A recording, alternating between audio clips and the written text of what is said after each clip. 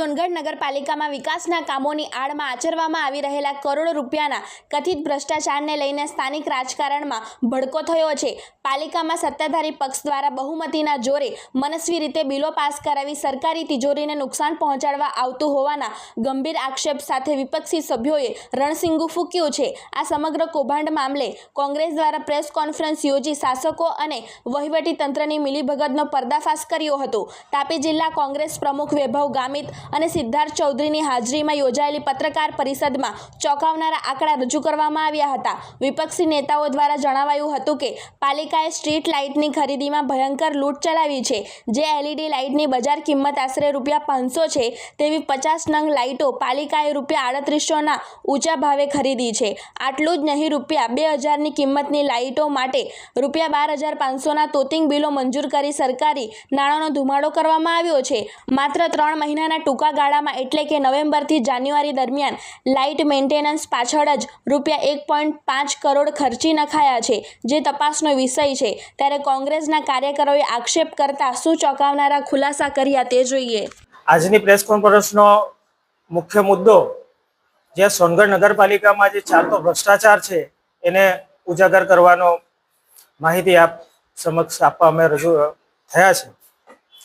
જે સોનગઢ નગરપાલિકાનો જે વહીવટ છે, સોનગઢ નગરપાલિકાના ત્રિમાસિક હિસાબો અમે જોતા એમાં જે ખર્ચાઓ હતા તેના પરથી અમને એક શક ગયો હતો કે આમાં બહુ મોટા પાયે ભ્રષ્ટાચાર થાય છે અને એ ભ્રષ્ટાચારને ઉજાગર કરવા માટે વિવિધ નગરપાલિકાના ફોરમ પર માહિતી અધિકારના કાયદા હેઠળના એના પર અમે જે માહિતીઓ માંગી હતી અને જે ભ્રષ્ટાચાર એમાં ઉજાગર થયો છે એ બાબત આપની સમક્ષ અમે રજૂ કરવા અમે ઉપલબ્ધ થયા છે। અમારા સોનગઢ નગરપાલિકાના કોર્પોરેટર ભાઈ શ્રી નાસિરભાઈ વધુ વિગતે આપને માહિતી આપશે। સોનગઢ નગરપાલિકામાં જે ગંભીર ભ્રષ્ટાચાર ચાલે છે એના અનુસંધાનમાં મેં જે છેલ્લા 3 મહિનાના મને જે હિસાબ આપવામાં આવ્યા હતા એમાં જે મેં આપણા લોકલ માર્કેટમાં જ્યારે તપાસ કરી તો જે લાઇટ ₹500 GST ની સાથે મળે છે એ એક લાઇટ ₹3800 સોનગઢ નગરપાલિકાએ ખરીદી કરી છે અને બીજી જે 200 વોટની ફ્લડ લાઇટ આવે છે એ મેં તપાસ કરી છે તો સોનગઢ માર્કેટમાં આપણા લોકલ માર્કેટમાં ₹2000 એ લાઇટ મળે છે। એ લાઇટ સોનગઢ નગરપાલિકાએ ₹12500 એક ખરીદ કરેલ છે। એની સામે મારી પાસે આ છે અને આ ઠરાવ બી છે 29/7/2025ની જે સામાન્ય સભામાં છે એમાં એ લોકોએ ઠરાવ કર્યું છે। બીજું કે આજે ગઈ નવેમ્બર મહિનાની સામાન્ય સભાના જે ઠરાવો અને એજન્ડા મને આપવામાં આવ્યા હતા એમાં ફક્ત ને ફક્ત પાછલા 3 મહિનામાં સોનગઢમાં મેન્ટેનન્સ અને રોડ પર ખાડા પૂરવા માટે ₹1.5 કરોડ ખર્ચ આ લોકોએ બતાવ્યો છે। આમાં આ જોઈ શકો છો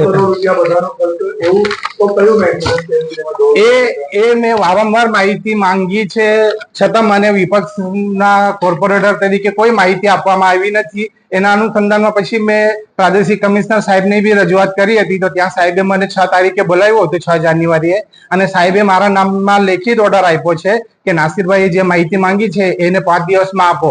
તેમ છતાં આજ દિન સુધી મને કોઈ માહિતી આપવામાં આવી નથી।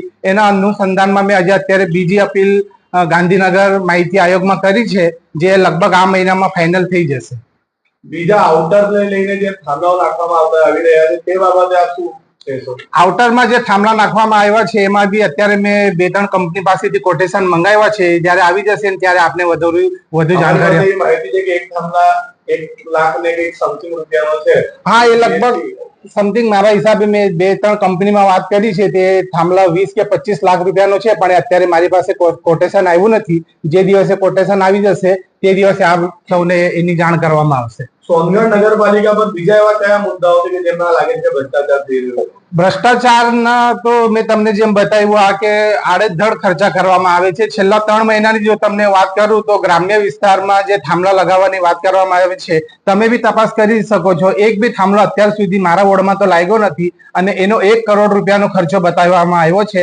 નવેમ્બર, ડિસેમ્બર અને જાન્યુઆરી ફક્ત 3 મહિનામાં ₹1 કરોડ ખર્ચો બતાવવામાં આવ્યો છે। સ્વિમિંગ પુલ અને પ્રોટેક્શન વોલના કામને લઈને એની બી મેં માહિતી માંગી છે પ્રાદેશિક કમિશનરમાં 2025-26ની જ્યારથી હું જીતીને આવ્યો છું 1 વર્ષમાં પણ એ માહિતી બી મને અત્યાર સુધી આપવામાં આવી નથી। એજન્ડા કયા સમયે આપવામાં આવે છે? એજન્ડામાં તો એવું છે કે આપણે મહાનગરપાલિકા અધિનિયમ 1959 ના નિયમ અનુસાર જે કોઈ સામાન્ય સભાની હોય એના 7 દિવસ પહેલા સભ્યોને એજન્ડા આપવામાં આવવાનો નિયમ છે.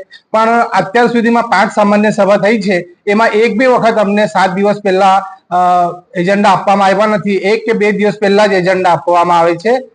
જો આપની માંગો નહીં માનવામાં આવી કે આપની માહિતી નહીં આપવામાં આવી તો આગલું પગલું આપવું શું? આવનારા સમયમાં જો અમારી માંગણી સંતોષવામાં નહીં આવે કે અમારા વોર્ડમાં કામ કરવામાં નહીં આવે કે અમને માહિતી માંગવા નહીં આપવામાં આવે તો અમે સોનગઢ નગરપાલિકાની સામે આમરણ ઉપવાસ પર બેસવાની અમારી તૈયારી છે. ઠરાવની કાચી પાકી નોંધની ફરિયાદ કરી છે તો તમને આપવામાં આવી છે ખરી? ના, એમાં બી નથી. એમાં બી મેં નિયમ જોયા છે. એમાં બી નિયમ જે સામાન્ય સભા પૂરી થાય એમાં 7 દિવસ પછી 7 દિવસની અંદર ઠરાવ લખાઈ જવા જોઈએ. પણ આજ સુધી 5 સામાન્ય સભા થઈ છે, એમાં એક બી વખત લખાયું નથી કે એક સામાન્ય સભા પૂરી થાય ને એની બીજી સામાન્ય સભા આવી જાય 90 દિવસ ત્યાં સુધી સામાન્ય સભા પૂરી કરવામાં આવતી નથી. આ બધું ગેરવહીવટ કોના છત્ર છાયામાં અને કોના દ્વારા? આ સત્તાના જોરે આ બધું ગેરવહીવટ અને ભ્રષ્ટાચાર ચાલે છે એવું અમને લાગે છે. આ પ્રેસ કોન્ફરન્સ જ્યારે તમારે આયોજિત કરવાની હતી જે સર્કિટ હાઉસમાં અને સમય ટાઈમે જ સ્થળ બદલવું પડ્યું, પત્રકાર મિત્રોને અલગ જગ્યાએ બોલાવવા પડ્યા, એના કારણો શું? એના કારણો તમે સમજી શકો છો કે અમને સાહેબનો પ્રોગ્રામ હતો એટલે અમને જાણ કરવામાં આવી કે તમને આજનો કાર્યક્રમ કેન્સલ કરવાનું કીધું હતું, પણ તેમ છતાં અમે સ્થળ બદલીને અમારા કાર્યાલય પર આનું આયોજન કર્યું છે. જે આ સમગ્ર જે ભ્રષ્ટાચારની વાતો થઈ રહી છે એની અંદર હાલ થોડા સમય પહેલા વહીવટદારની અંદર નગરપાલિકા ચાલતી હતી, તો વહીવટદારનો આની અંદર કેટલો રોલ? સૌથી વધારે રોલ તો મને એવું લાગે છે કે એ જે છે વહીવટદાર સાહેબનો જ હતો અને એ જ માહિતી મેં જેમ માંગી છે નાણાકીય વર્ષ 2023-24 અને 24-25 ની મેં માહિતી માંગી છે અને એ જ મારી આરટીઆઈ ના અનુસંધાનમાં પ્રાદેશિક કમિશનર સાહેબે મને ઓર્ડર બી આપ્યો છે. એ ઓર્ડરની કોપી બી મારી પાસે છે. એટલે જે પણ રમાઈ રહ્યું છે કે જે પણ થયું તેમાં વહીવટદાર મોટા જવાબદાર છે. વહીવટદાર જ મોટા જવાબદારી હતી. સત્તા કોણે સંભાળી હતી તે સમયે ગોહિલ સાહેબ હતા ચીફ ઓફિસર.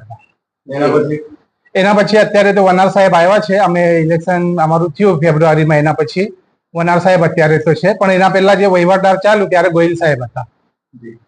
બીજું એક કે જ્યાં તમે આરોપો લગાવ્યા છે મુદ્દા નંબર 1 અને 2 એ વહીવટદારના સમયમાં થયું છે કે ભાઈ જ્યારે ના આ જે સ્ટ્રીટ લાઇટ જે છે 500 રૂપિયાની 3800 માં અને 2000 ની લાઇટ 12500 રૂપિયામાં, એ તો અત્યારનું છે, આ વનાર સાહેબના સમયનું છે. નવેમ્બર-ડિસેમ્બર 2025 ની અંદર અમારી ચોથી સામાન્ય સભા હતી ને એમાં કરેલું છે આ કામ અત્યારે રનિંગમાં. મુદ્દા નંબર 3 અને 4 એ જ્યારે ભ્રષ્ટાચાર આચરવામાં આવ્યો, કથિત ભ્રષ્ટાચાર, એ સમયે બોડી હતી કે વહીવટદાર? ના, બોડી હતી. એ સમયે બોડી હતી. એ સમયે કામો જે કાગળ પડી દ્વારા બોડીમાં જ થયેલા. બોડીમાં થયા છે. જી, આપનો પરિચય? મારું નામ નાસિર શેખ, હું વોર્ડ નંબર 6 સોનગઢ નગરપાલિકાનો પૂર્વ વિપક્ષી કોર્પોરેટર છું. જી, આપે એક ઇન્ટરવ્યુમાં કહ્યું કે સોનગઢ સોનગઢ નગરપાલિકાની અંદર શાસન ચાલે છે, તેના બધા વહીવટદારનું ચાલે છે, જેની અંદર ખૂબ મોટા પાયે ભ્રષ્ટાચારો થયા છે. એ ભ્રષ્ટાચારો જ્યારે થયા છે તે સમયે જે સામાન્ય સભાઓ થતી હતી કે જાણકારી આપવામાં આવતી, એની અંદર પારદર્શિતા કેટલી હતી? બિલકુલ પારદર્શિતાનો તો કોઈ પ્રશ્ન જ નથી. મેં અત્યારે પ્રેસ કોન્ફરન્સમાં કીધું એવી રીતના મને તો એજન્ડા બી ફક્ત 2 દિવસ પહેલા આપવામાં આવે છે, તો હું કોઈ એનો અભ્યાસ ના કરી શકું એના માટે ફક્ત 2 દિવસ પહેલા એજન્ડા આપવામાં આવે છે. જો કે એનું ગુજરાત નગરપાલિકા અધિનિયમ પ્રમાણે એનો નિયમ છે કે 7 દિવસ પહેલા દરેક સભ્યને એજન્ડા મળવા જોઈએ, એ બી મને મળતા નથી. જી, અન્ય બીજી કયા કઈ સમસ્યાઓ છે કે જેના કારણે ભ્રષ્ટાચાર તો થઈ જતો પણ ખબર ના પડતી હોય? એ તો વિપક્ષી સભ્ય તરીકે મેં મારા લેટર પેડ પર માહિતી માંગી. એવા તો કયા પારદર્શિતાનો હનન થાય છે કે જેના કારણે વિપક્ષને ખબર પણ નથી પડતી અને ભ્રષ્ટાચાર થઈ જતો? જો સામાન્ય સભામાં જે એજન્ડા છે એ 7 દિવસ પહેલાની જગ્યા પર ફક્ત 2 દિવસ પહેલા જ મને આપવામાં આવે છે કે જેના અનુસંધાનમાં હું એનો કોઈ અભ્યાસ કરી શકતો નથી અને એના પર સામાન્ય સભા પૂરી થઈ જાય એના પછી બી હું માહિતી માંગુ છું મારા લેટર પેડ પર કે આરટીઆઈ કરીને માહિતી માંગુ છું, તેમ છતાં મને આજ દિન સુધી એક બી કાગળ માહિતી આપવામાં આવી નથી. જી નસીરભાઈ, અહીં આપને પૂછીશ, તમે કહ્યું કે જીએમ પોર્ટલ ઉપર કેટલા લોકો રજીસ્ટ્રેશન છે? લગભગ મેં એના ગૂગલ પર સર્ચ કર્યું છે તે પ્રમાણે 13,000 ની આસપાસ એમાં રજીસ્ટ્રેશન થયેલા છે. જીએસટી જેમની પાસે છે એવા સેલરો રજીસ્ટર થયા છે. જી, હવે 13,000 જેટલા ઠેકેદારો કહી શકાય કે કોન્ટ્રાક્ટરો કહી શકાય રજીસ્ટ્રેશન કર્યું છે, તેમાંથી કેટલા લોકોને મળે છે કોન્ટ્રાક્ટ? 71,000 માંથી તો હવે લગભગ આપણે જે દક્ષિણ ગુજરાતના છે એ લોકો તો બધા જ ભાવ ભરે છે, પણ અહીંયાના જે સેટિંગ વાળા જે છે 5 કે 10 લોકો છે એ લોકોનું જ કોન્ટ્રાક્ટ લાગે છે. બાકી 12,990 લોકોનું કોઈ દિવસ ટેન્ડર અહીંયા જેમ પોર્ટલ પર બી લાગતું નથી સોનગઢ નગરપાલિકામાં. એ 5 થી 6 લોકો પણ એ તો એમાં માહિતી જ્યારે મને ફક્ત એ લોકોની કંપનીનું અને જે સેલ એમ રજીસ્ટર કરેલું હોય એમનું જ નામ આપે છે. પ્રોપ્રાઇટરનું નામ મને માહિતીમાં બી આપવામાં આવ્યું નથી. એજન્સીઓના નામ તમને ધ્યાનમાં હોય તેવી ના, અત્યારે મને કોઈ એજન્સીનું નામ ધ્યાનમાં નથી, પણ જે 5-6 લોકો જે છે વર્ષોથી કામ કરે છે એ લોકોને જ આપવામાં આવે છે કોન્ટ્રાક્ટ, બીજા કોઈને આપવામાં આવતા નથી. જે એજન્સીઓ છે તે કોઈ પક્ષ પાર્ટી સાથે સંકળાયેલી હોય છે એનું અત્યારે મને કોઈ આઈડિયા નથી. બરાબર. હા, અને જે આ ભ્રષ્ટાચાર હોય છે, સૌથી વધારે ભ્રષ્ટાચાર હાલ સુધી જે તમે અભ્યાસ કર્યો હોય તેની અંદર વહીવટદારની અંદર વધારે થયો છે કે શાસન ચાલુ થયું તેના પછી થયું છે? એ આંકડા જો જોવામાં આવે તો જે 2 વર્ષમાં વહીવટદાર હતું ત્યારે વધારે થયું છે. અત્યારે અમને ઇલેક્શન થયા પછી તે 1 વર્ષ જ થયું છે, એટલે જે 2 વર્ષમાં વહીવટદાર ત્યારે હતા સાહેબ ત્યારે વધારે થયું છે. જી. વહીવટદારની ભૂમિકા શું હોય છે? વહીવટદારની ભૂમિકા તો એવું હોય છે કે જે સરકારી નિયમ પ્રમાણે પારદર્શિતા, જે સરકાર ગ્રાન્ટ મોકલે છે અને જે સ્વભંડોળ આવે છે એનું વ્યવસ્થિત રીતે ગામના વિકાસમાં ઉપયોગ થાય એ જોવાનું કામ વહીવટદારનું છે. સોનગઢની પ્રજા માટે શું કહેશો? સોનગઢની પ્રજા માટે તો એટલું જ કહેવા માંગુ છું કે હવે આ બધું જો હું ઉજાગર કરું છું એના પર તમે બી ધ્યાન આપો અને તમારા કોર્પોરેટરોને બી પૂછો કે આ ગામમાં શું ચાલી રહ્યું છે. ટૂંક સમયમાં તાલુકા અને જિલ્લા પંચાયતની ચૂંટણીઓનો પણ રણશૃંગાર ચાલુ થવાનું છે, તો એના માટે તાપી જિલ્લા વાસીઓને શું કહેશો? તાપી જિલ્લા વાસીઓને બી કહું છું કે આપણે વર્ષોથી જે કોંગ્રેસે કામ કર્યા છે એના પ્રમાણે આપ સૌને બી મારી તાપી જિલ્લાના દરેક નાગરિકને વિનંતી છે કે ભાઈ કોંગ્રેસ પાર્ટીને વોટ આપજો અને આ બધું ભ્રષ્ટાચાર તમારી સામે અમે મૂકીએ છીએ અને તમારા માટે અમે લડીએ છીએ. એના અનુસંધાનમાં આપ સૌને વિનંતી છે કે કોંગ્રેસને વોટ આપજો. આપ સૌ ટેન્ડરિંગ પ્રક્રિયામાં તો એવું છે કે સાહેબ લોકો મને એવું કહે છે કે અમે બધું જેમ જે છે ગવર્મેન્ટનું પોર્ટલ છે એની પરથી અમે ખરીદી કરીએ છીએ. તો મેં સાહેબને કીધેલું કે સાહેબ જેમ પોર્ટલ પર તો મેં બી તપાસ કરી છે, એમાં તો 13,000 સેલર છે, જે જીએસટી રજીસ્ટર્ડ સેલર છે એમાં જેમ પર 13,000 છે અને તમારા 4 કે 5 જ જે મળતિયા કોન્ટ્રાક્ટરો છે એ લોકોનું જ કોન્ટ્રાક્ટ લાગે અને 12,995 નું કોઈ દિવસે ટેન્ડર જેમ પર બી લાગતું નથી. તમારે એવું કેવું છે કે જેમ્સમાંથી પણ ભ્રષ્ટાચાર જેમમાં બી બિલકુલ સેટિંગ કરીને ચાલે છે. 13,000 માંથી લગભગ 4 કે 5 ચાલકોના જે માણસો છે એ લોકોનું ટેન્ડર લાગે છે.